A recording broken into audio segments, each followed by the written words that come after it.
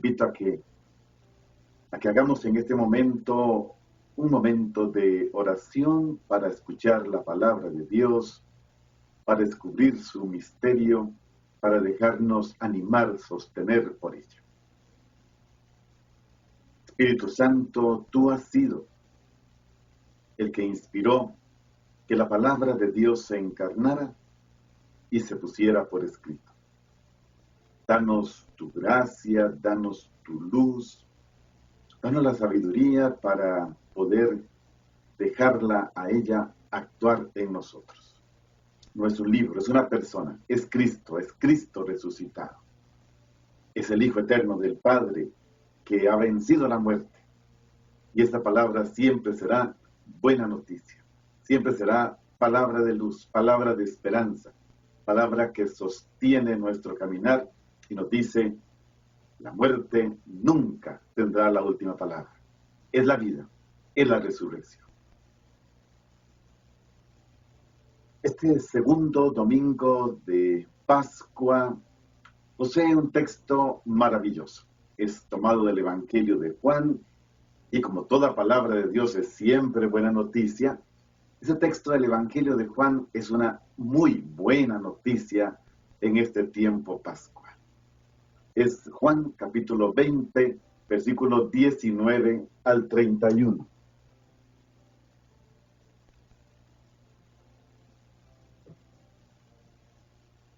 Juan capítulo 20, versículos 19 al 31. Vamos a escucharlo despacio y vamos a permitirle al Espíritu Santo que esta palabra que vamos escuchando nos permita rehacer aquella escena, o aquellas escenas, son múltiples. Aquellas escenas que luego se pusieron por escrito, pero que parten de una experiencia real de encuentro con Cristo resucitado. Dice el texto. Al atardecer de aquel mismo día, el primero de la semana, los discípulos estaban con las puertas del lugar cerradas por temor a los judíos.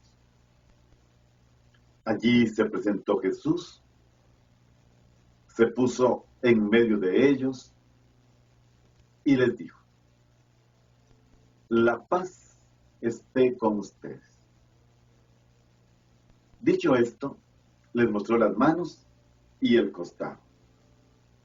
Los discípulos se llenaron de alegría al ver al Señor. De nuevo Jesús les dijo, la paz esté con ustedes. Como el Padre me envió, así los envío a ustedes. Después de decir esto, sopló sobre ellos y les dijo, reciban el Espíritu Santo. A quienes perdonen los pecados, les quedan perdonados. A quienes se los retengan, les quedan retenidos. Tomás, uno de los 12, llamado el mellizo, no estaba con ellos cuando vino Jesús. Los otros discípulos les decían, hemos visto al Señor. Pero él les dijo, si no veo en sus manos la señal de los clavos, si no meto el dedo en el lugar de los clavos y la mano en su costado, no creeré. 8 días después, estaban de nuevo los discípulos reunidos y Tomás estaba con ellos. Se presentó Jesús y se puso en medio de ellos, aunque estaban cerradas las puertas, y les dijo, la paz esté con ustedes. Luego dijo a Tomás, trae aquí tu dedo y mira mis manos. Trae tu mano y métela en mi costado. Y no seas incrédulo, sino creyente. Tomás le respondió, Señor mío y Dios mío. Jesús le dijo, Tomás, porque me has visto, has creído. Felices los que han creído sin haber visto. Jesús hizo muchos otros signos en presencia de sus discípulos que no están escritos en este libro. Estos se han escrito para que crean que Jesús, el Mesías, es el Hijo de Dios, y para que creyendo tengan vida en su nombre.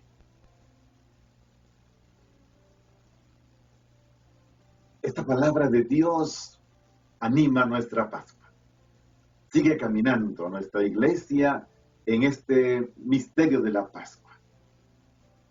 Es curioso que los liturgos nos regalan en el prescripto una frase que parece un poco diciente, digamos.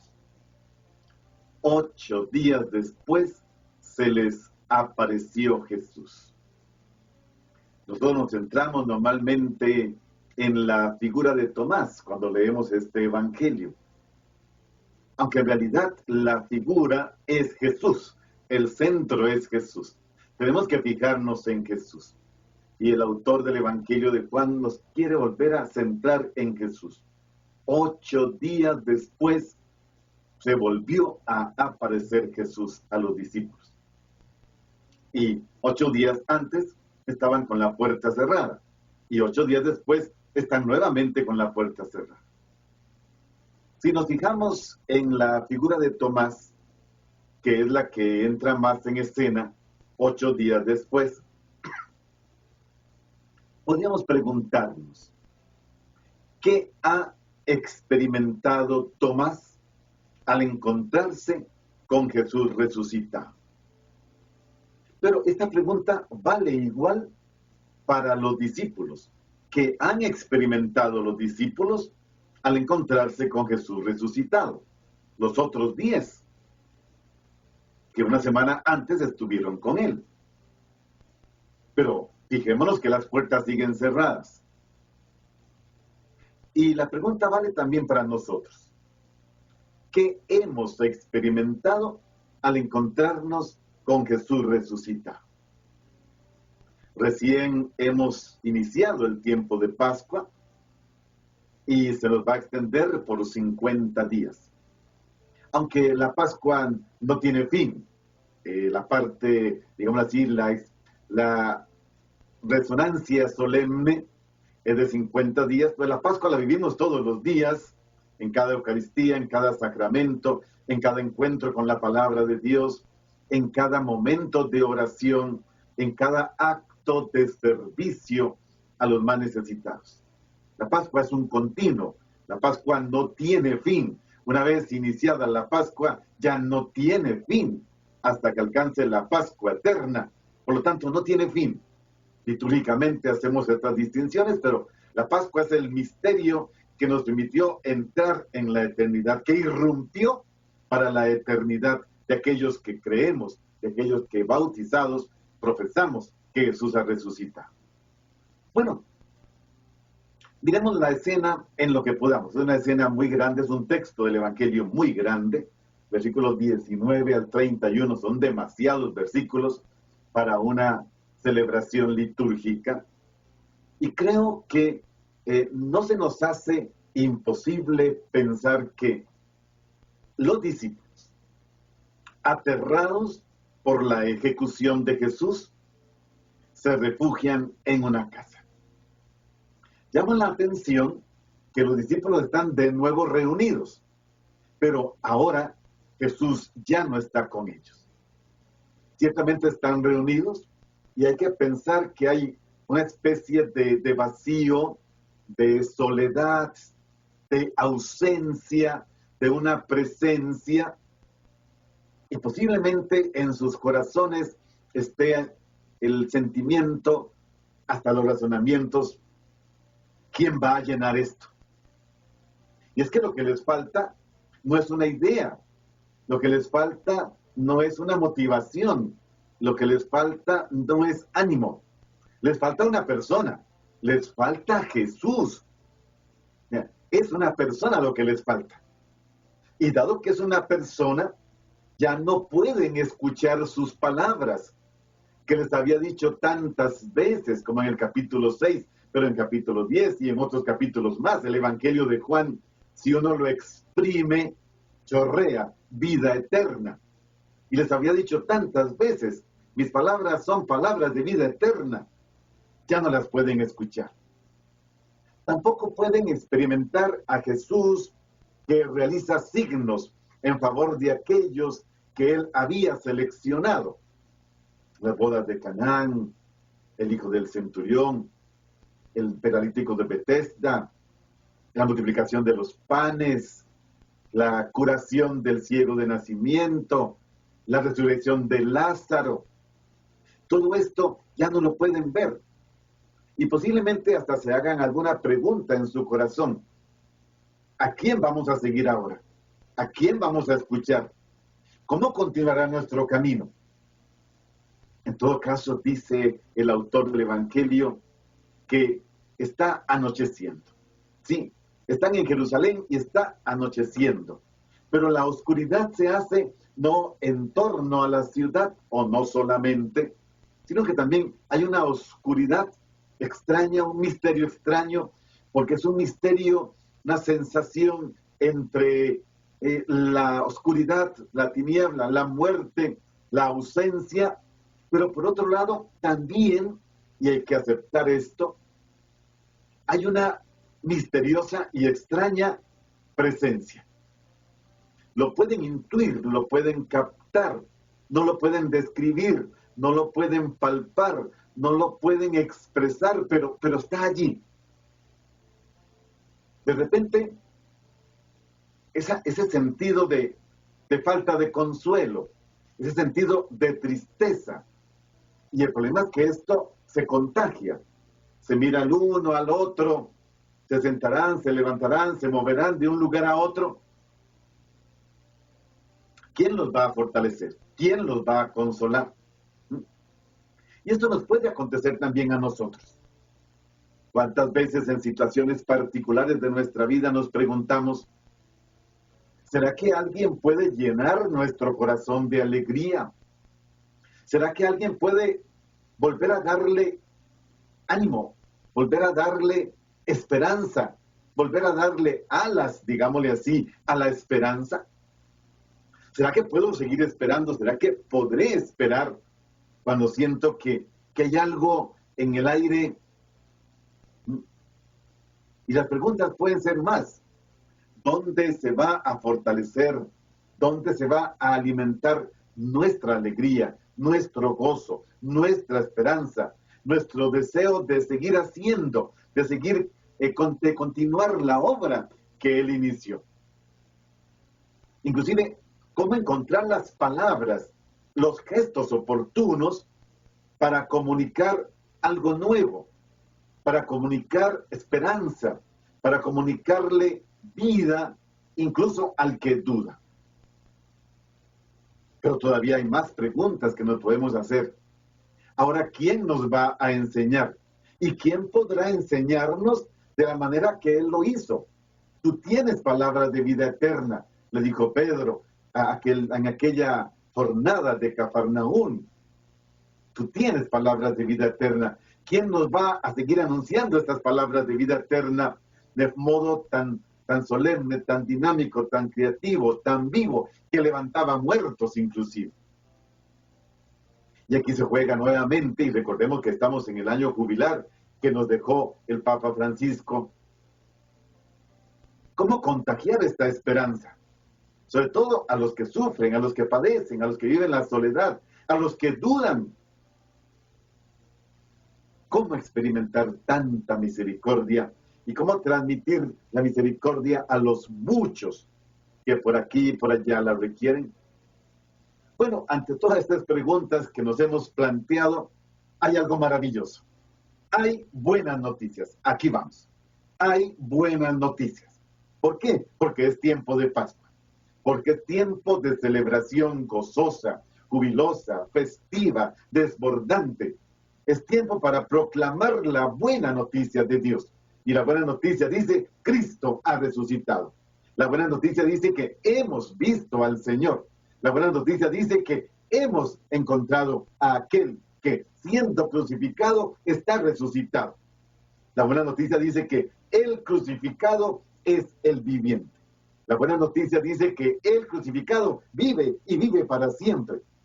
La buena noticia dice que el crucificado es el Señor de la vida, el viviente que tiene las llaves de la vida eterna, tiene las llaves de la muerte, tiene las llaves que nos darán a nosotros la posibilidad de entrar en esta experiencia maravillosa. Sí, es tiempo para profesar, es tiempo para proclamar, llenos de gozo, llenos de esperanza, que creemos en Cristo resucitado, que Él nos otorga su Espíritu Santo y que con Él nos otorga, como lo escuchamos en el texto, el perdón de los pecados. Es tiempo para profesar y proclamar que creemos que Cristo ha resucitado, que Él nos ha dado su Espíritu Santo, que Él es el que nos perdona, que Él nos reconcilia, que Él nos convierte como Él en vivientes. Sí, un tiempo de Pascua, para profesar y proclamar que creemos que Cristo resucitado nos ofrece su misericordia, la misericordia entrañable, la de la conmoción entrañable del Padre, que nos da con la fuerza del Espíritu Santo. Recordemos que también este domingo es domingo de la divina misericordia, domingo para recibir todas estas gracias de la misericordia de Dios.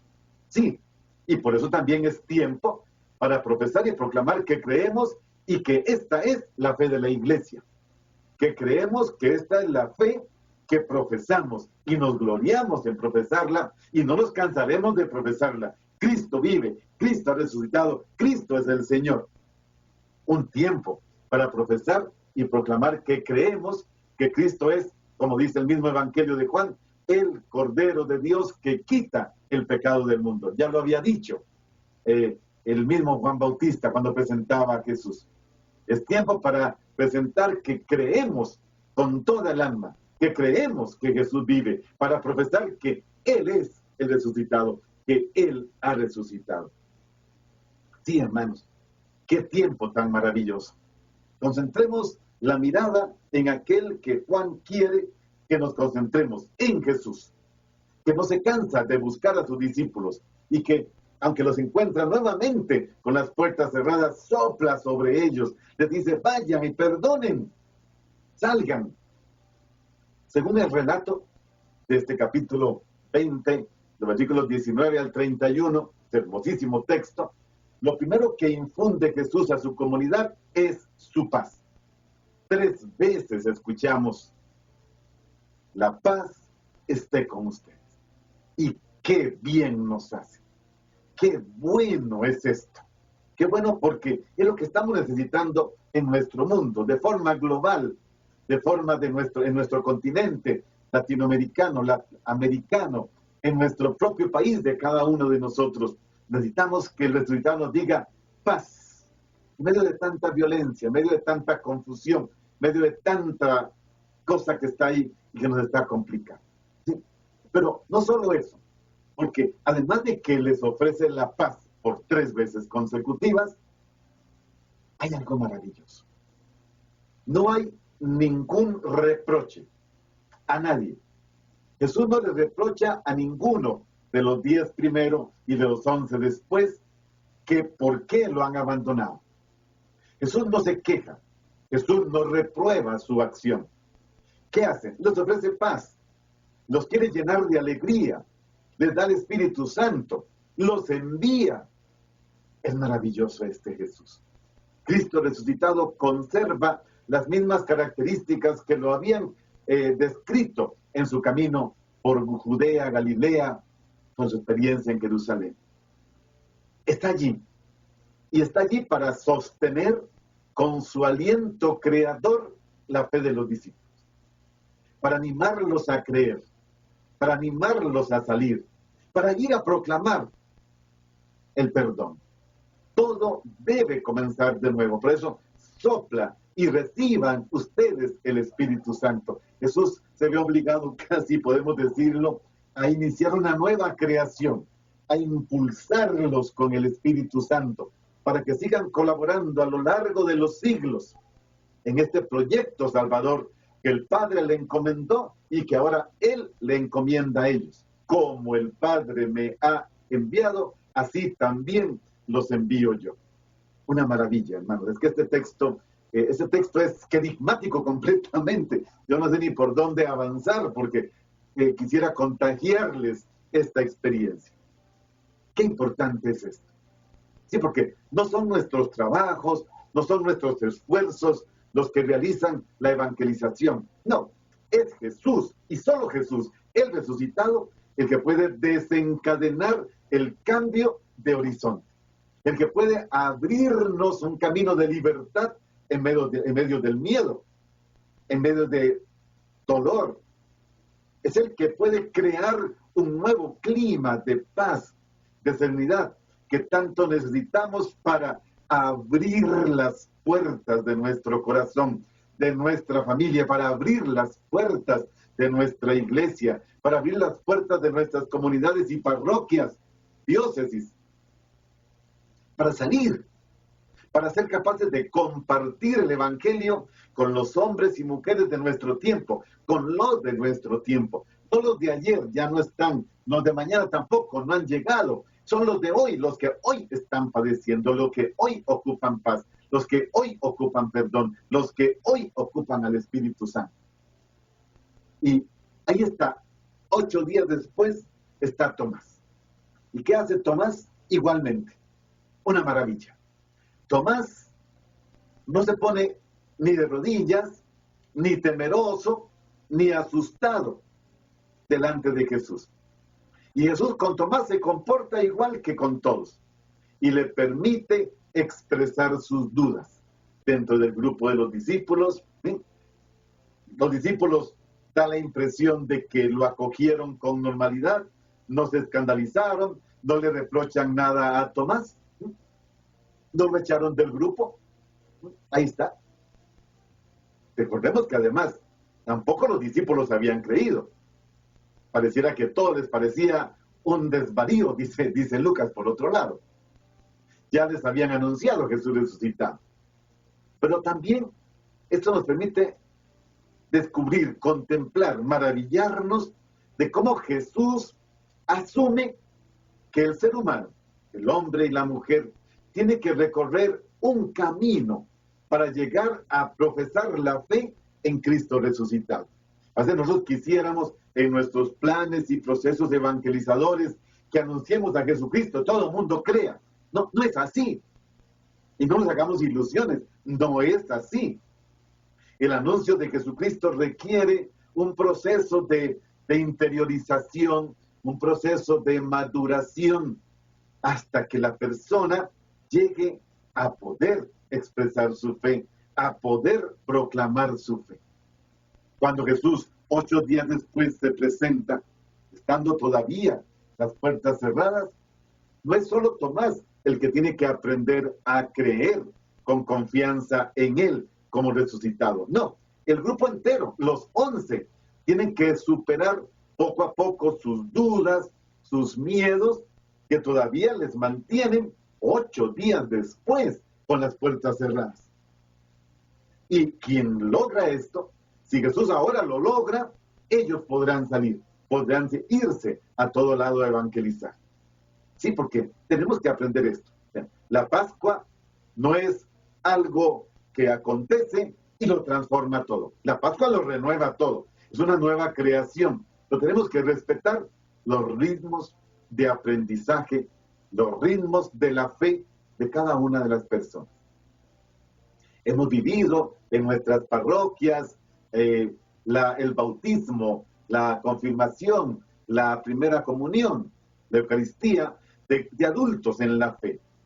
Y estos requieren ahora que los sostengamos, no porque ya tienen los sacramentos de la iniciación cristiana, ya son cristianos maduros, no, tendrá que ir cada uno aprendiendo y ocupará el testimonio de cada uno de nosotros. Ese es el sentido de la octava de la paz. Bueno, pero 8 días después, ahí está Jesús en medio de ellos, les desea la paz y se dirige a Tomás. Se dirige a Tomás sin ninguna palabra de crítica, de reproche, no, nuevamente igual.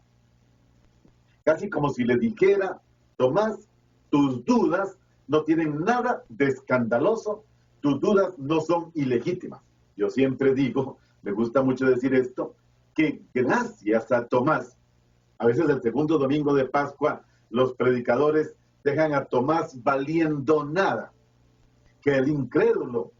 No, Tomás nos dejó algo maravilloso. Era necesario esto, era necesaria la duda de Tomás, porque Tomás está reclamando, y esto luego la fe de la iglesia a lo largo de los concilios ha tenido que planteárselo con toda serenidad y con todo criticismo.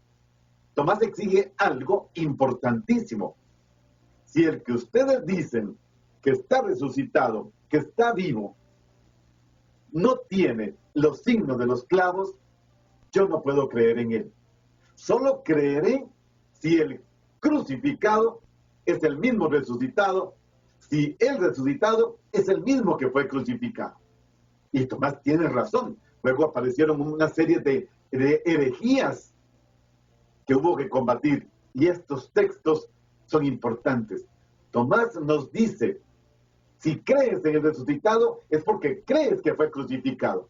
Y si es resucitado, tiene que conservar los signos de la crucifixión, esta identidad del crucificado y el resucitado. ¡Qué maravilla! A Juan no hay que condenarlo, no hay que criticarlo. Jesús no lo hizo. Casi si Jesús dijera, Tomás, tu resistencia a creer es honesta. Y Jesús le entiende, viene a su encuentro, le ofrece las manos, le ofrece el costado. A un hombre que llevaba 8 días resistiéndose a creer, y posiblemente hay que pensar que aquellos otros 10 le decían, pero Tomás, de verdad, créenos. Y en cada conversación por allí le decía, Tomás, es cierto, no te estamos mintiendo. Jesús responde presentándose. Y Tomás responde con la más alta, más solemne confesión de fe de todos los evangelios. Tomás le va a decir, Señor mío y Dios mío. Es más, hasta después nos detenemos un poquitito en esta expresión, pero sentémonos en la escena de momento. Todo parece indicar, según el texto, que Tomás incluso se resiste a verificar lo que le pidió. Se resiste a los sentidos. Delante de Jesús, viendo que efectivamente conserva los signos de la crucifixión, da la impresión de que Tomás ya no necesita pruebas. Basta experimentar la presencia del Maestro que lo ama, que le muestra, que lo atrae, que lo invita a confiar, que lo llama a creer, que le dice, Tomás, sé mejor un bienaventurado. Y Tomás ya no necesita. Ciertamente pareciera, pero eso solo apariencia, que es el discípulo que ha hecho el recorrido más largo, más laborioso que nadie para encontrarse con Jesús. Pero recordemos, ya lo he dicho, lo he insistido varias veces, 8 días después, los 10, Tomás está con ellos, siguen con las puertas cerradas. Es que a veces nos fijamos solo en Tomás, pero es que los 11, los otros 10 deberían estar con las puertas abiertas. Él está vivo, está resucitado, lo hemos visto, nos dio la paz. No. Y Tomás llega a hacer la confesión que nadie había hecho. La mejor, Señor mío y Dios mío. Ciertamente, y alguno va a estar deseando que yo diga esta frase, ciertamente Jesús también le dice, no seas incrédulo, sino creyente. Y esto no es solo para Tomás, no, esto no es solo para Tomás. Qué bien es echarle la culpa a Tomás, y es que Tomás era incrédulo. Oye, Jesús no tiene que decirte a ti y a mí, William, no seas incrédulo, cree. Porque ¿quién de nosotros no necesita despertar, avivar nuestro deseo de encuentro con Jesús? De creerle a Jesús, de creer en Jesús, de confiar en Jesús. Nuestro deseo de la verdad. Tenemos que aprender todos a desarrollar esa sensibilidad interior para percibir más allá de lo visible, más allá de lo que nos dicen, más allá de lo tangible, la presencia, el misterio de una persona que sostiene nuestras vidas, el crucificado, resucitado, glorioso, vivificado, el viviente, como dice el evangelista Juan. Por eso, yo creo que podemos, junto con Tomás y con los otros 10, que no son mejores que Tomás, a menos que alguno me lo pueda demostrar, yo no creo, porque el texto los delata. Tenemos que aprender a no asustarnos, ¿cómo lo podría decir? A no tener miedo de que broten en nuestro interior dudas, interrogantes de fe. Eso no es pecado. Todos tenemos dudas. El pecado puede consistir en permanecer en la duda conociendo la verdad. ¿Por qué? Porque las dudas inclusive son necesarias. Si en la iglesia, a lo largo de los siglos, algunos sacerdotes y laicos, y después algunos terminaron siendo condenados como herejes, no hubieran planteado ciertas dudas de fe, la iglesia no tendría la doctrina que hoy tiene. Surgió de que alguien planteó una duda y eso obligó a pensar las cosas para dar respuestas. No, las dudas hay que aprender a vivirlas de manera sana, porque las dudas, si son verdaderas, si son honestas, claro, si son dudas nada más para poner a prueba, olvídate. Pero si son honestas, nos salvan de quedarnos en una fe superficial, en una fe que se contenta con repetir fórmulas. ¿Y cuántos cristianos se contentan solo con repetir fórmulas, pero sin creer, sin confiar, sin vivir el amor? Las dudas tienen que servir para estimularnos a ir hasta el final, a conocer más intensamente aquel misterio en el que podemos depositar nuestra confianza, nuestra vida, el misterio del Dios encarnado, crucificado, sepultado, resucitado, glorificado, viviente, el misterio de Jesús. Sí, hermanos, yo quisiera contagiarlos, llevarlos cada vez más a este misterio que tenemos que descubrir. La fe cristiana verdaderamente crece, se multiplica, se desarrolla, se expande, este desplegarse que tanto me gusta cuando nos sentimos amados, atraídos por este Dios que, según los evangelios, nos revela el misterio del Padre. Entonces sí que podemos descubrir lo que Jesús le dice a Tomás. En medio de las dudas y en medio de nuestras dudas podemos escuchar tarde o temprano a Jesús que nos dice: dichosos los que creen sin haber visto. Pero cuidado, vean que esta frase Jesús la dijo después, pero antes le dijo: Tomás, mira, aquí están mis manos, aquí está mi costado, trae tu dedo, trae tu mano. ¿No nos pasa a nosotros también? En el Evangelio de Juan es muy importante, o son muy importantes, 3 verbos. 2 los escuchamos en el Evangelio del domingo de la Pascua. Recordemos, discípulo amado y Pedro, y aquel dice que vio y creyó. El verbo ver, el verbo creer, pero hay que agregar un tercer verbo: testimoniar o dar testimonio. Son 3 verbos, son 3 acciones, todos son verbos, que deben ir íntimamente ligados, acciones íntimamente unidas a la vida de todo aquel que se considere discípulo de Jesús.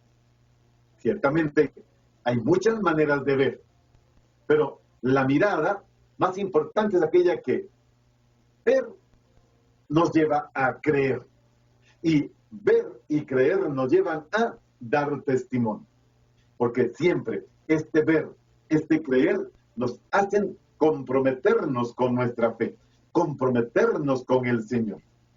Tenemos que descubrir, aunque esto sea lento, aunque esto nos lleve su tiempo, que nuestras dudas, si son vividas sin perder el contacto con el misterio, con la comunidad, nos van a rescatar, y esto es muy importante, de una fe superficial. Este segundo domingo de Pascua nos está llamando a plantearnos la autenticidad de nuestra fe. Y nos está planteando esto para decirnos, cree en el amor del Padre, cree en el amor del Hijo. Lo escuchamos el Jueves Santo, que habiendo amado a los suyos que estaban en el mundo, los amó hasta el fin, hasta el extremo, los amó plenamente. Tenemos que entrar en esta dimensión. Allí es donde descubrimos que crecemos en la fe, que crecemos en el misterio, que se constituye como algo sólido nuestra fe. Ya había dicho que lo importante es darle sentido a la duda, a la inquietud. Podemos aprender precisamente de Tomás y de las dudas de cada uno de nosotros a despojarnos de todo aquello que no es más que un falso apoyo. ¿Sí? No, tenemos que ir a más.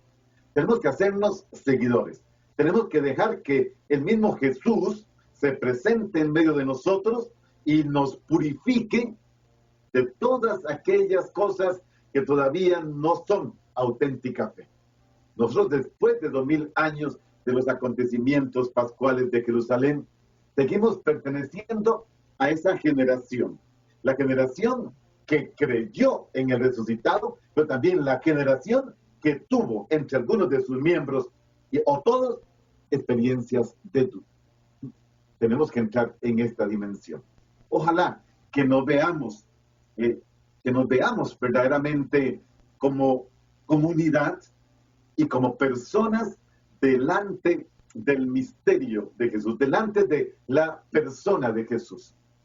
Que Jesús se nos haga presente, su presencia personal, y que podamos descubrirle, aunque con dudas iniciales, después con una gran fe en el testimonio de la comunidad. ¿Y qué es importante? Qué importante que es eso también para el Evangelio de Juan. El testimonio de la comunidad. Es la comunidad creyente la que transmite la fe. Por eso decimos en el bautismo, esta es la fe de la iglesia, que nos gloriamos de profesar en Cristo Jesús. Y le preguntamos a los padres y padrinos o a los bautizantes adultos, ¿quieren ser bautizados en la fe de la iglesia? Porque es la comunidad. La fe es un acto personal, pero la que la testimonia, la que la da a conocer, es la iglesia. Es la fe de la comunidad eclesial. Y cada uno de nosotros tiene que aprender a comunicarla, a vivirla. Entonces, la presencia del resucitado se hará mucho más visible en medio de nosotros. Es eso lo que tenemos que hacer. También nosotros, entonces, tenemos necesidad de aprender a ver a Jesús resucitado. ¿Cómo? De una manera distinta. De una manera diferente a como lo ven los demás.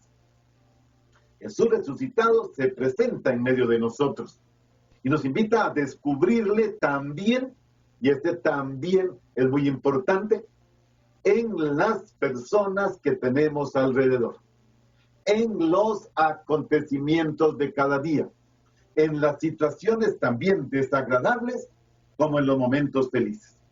Y lo repito, descubrirle en estas personas, incluso descubrirle en las personas que dudan.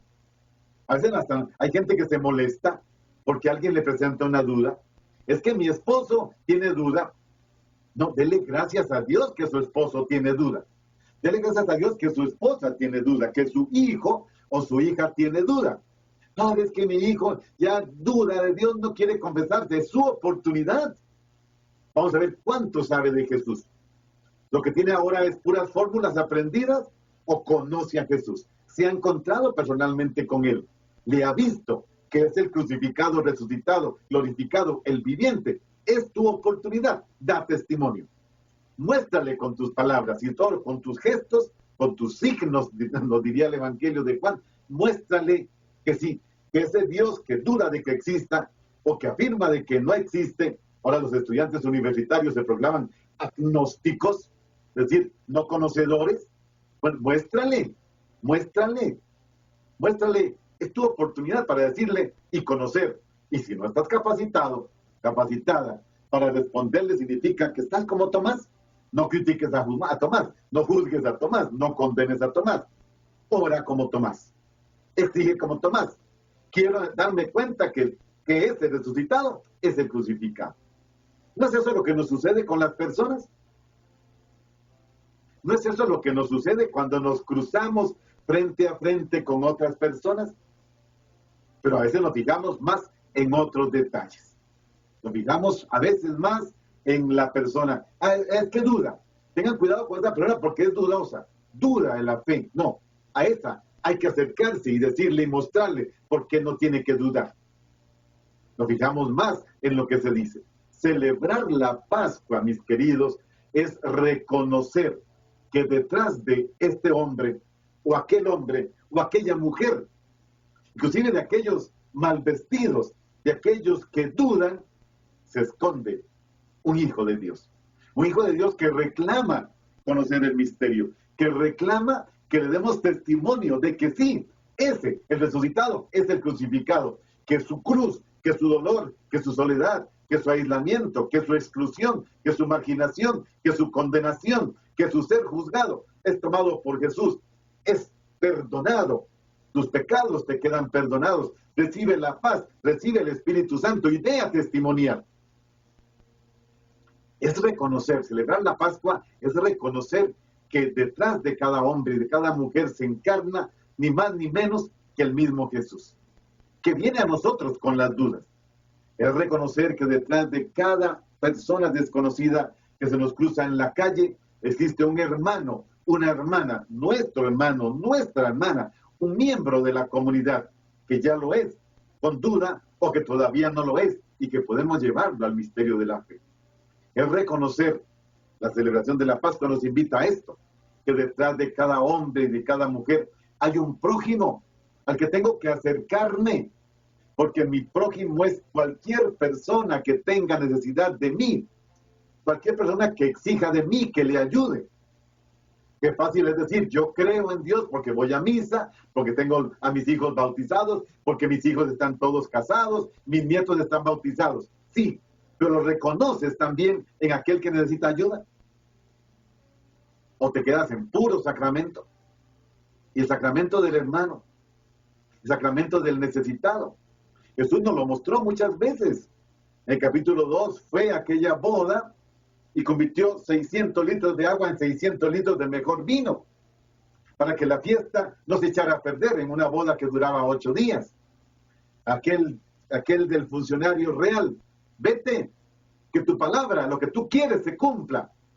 Entró a la piscina de Betesda y escogió el caso más difícil, aquel que llevaba 38 años allí, paralítico, y le devolvió el movimiento a su cuerpo.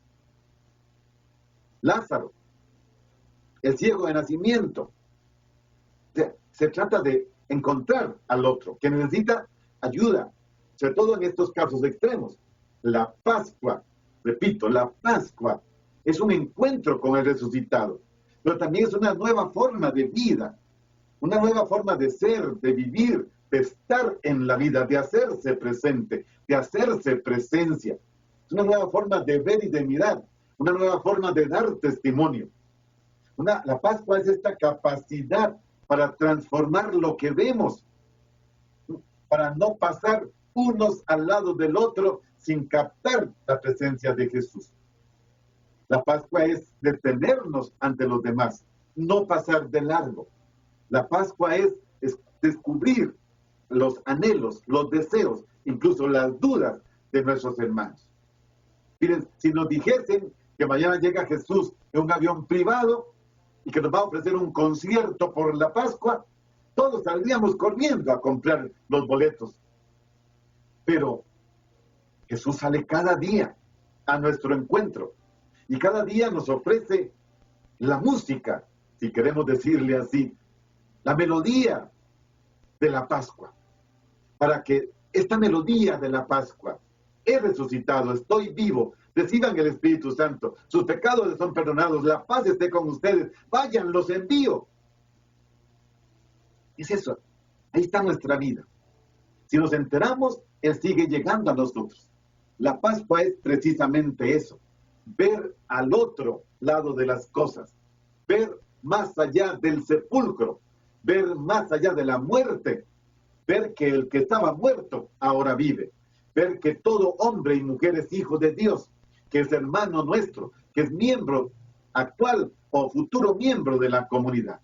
Sí, mis queridos hermanos, Jesús ha resucitado y se presenta en medio de los discípulos y los transforma, recuperan la paz, desaparecen sus miedos, se llenan de una alegría que no conocían, sienten el aliento de Jesús sobre ellos, reciben el Espíritu Santo, experimentan su perdón, su misericordia inconcebible, son capaces de abrir las puertas, se sienten enviados a ir a comunicar la vida del resucitado, la vida que han recibido del Padre. Sí, queridos hermanos, la resurrección de Jesús precisamente y de su presencia en medio de nosotros es más que una doctrina, sí, más que algo que simplemente se predica, es una experiencia viva, algo que tiene que tocar nuestras vidas. Cristo está resucitado en medio de la iglesia. Queridos, testimoniemos que su presencia viva está arraigada en nosotros. Pidámosle eso como oración. Señor Jesús, Señor resucitado, que tu presencia en la iglesia, que tu presencia en nosotros sea presencia viva, que se arraigue en nosotros, que se incorpore en las experiencias de nuestras comunidades, que nutra nuestros proyectos, que nos haga testigos para mostrarte que tú eres el resucitado, el viviente, el amado, que nosotros somos discípulos. Sí, sigamos orando, hermanos, como comunidad cristiana, para que nos sintamos habitados por esta presencia invisible, pero por esta presencia resucitada, real, operante, transformadora, liberadora. Hagamos que todo esto acontezca, que Cristo sea aquel que nos impida encerrarnos en sí mismos, que no podamos contenernos de la necesidad de salir, de ir, de anunciar, de proclamar, de predicar, de comunicar a todos esta buena noticia. No nos contentemos, no nos contentemos. Estamos en Pascua, no nos contentemos de ser simplemente testigos para los inmediatos. La fuerza, la alegría, la creatividad, la presencia viva de Cristo resucitado, el vigor de su Espíritu Santo, el perdón de los pecados, nos capacitan para enfrentar cualquier crisis de fe, de esperanza, nos capacitan para lanzarnos a realizar las obras de la caridad, el amor de Dios. Que Dios Padre Todopoderoso, que por Jesucristo, muerto y resucitado, el crucificado que ahora vive y vive por los siglos, nos dé su Espíritu para salir de nuestra pasividad, para abrir las puertas al mundo de hoy, para proclamar con alegría, con gozo, que somos hijos de la Pascua, que somos hijos del Padre, que somos hermanos, porque tú y yo somos los amados del Padre como hijos suyos todos. Le pedimos a este Dios bueno, maravilloso, misericordioso, que este segundo domingo de Pascua, que esta Pascua que estamos viviendo, sea siempre un motivo para invocarlo y sentirnos enviados. Que nos bendiga el Padre, el Hijo, el Espíritu Santo. Amén.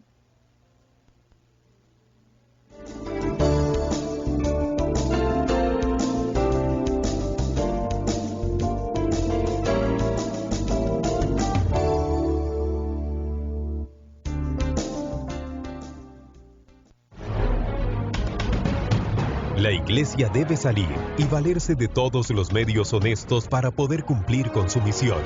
San Lucas nos narra que Jesús le pide a sus discípulos que lleguen a ser siempre sus testigos, para así darle una especial fuerza a la misión de anunciar el Evangelio.